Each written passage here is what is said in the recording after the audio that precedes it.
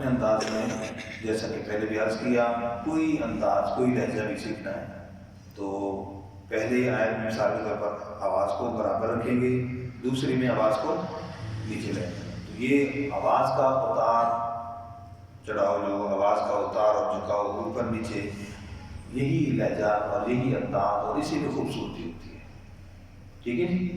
اس لیے انداز کو نظر انداز نہیں کرنا، انداز کو نہیں کرنا. شاعر نے کیا خوب کہا، کون سے شاعر نے، میں نے خود ہی شعر بنایا اس میں، کہ یہ انداز ہی تو اثر انداز ہوتا ہے.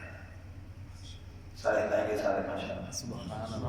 یہ انداز ہی تو اثر انداز ہوتا ہے جسے ہم نے نظر انداز کر دیا.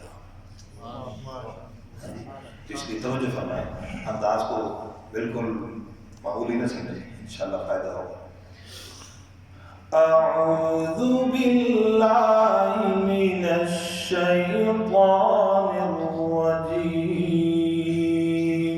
اعوذ باللہ من الشیطان الرجیم.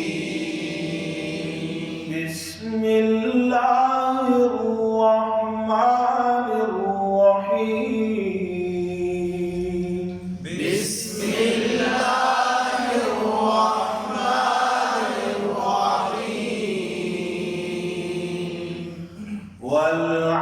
والعادیات ضبحا.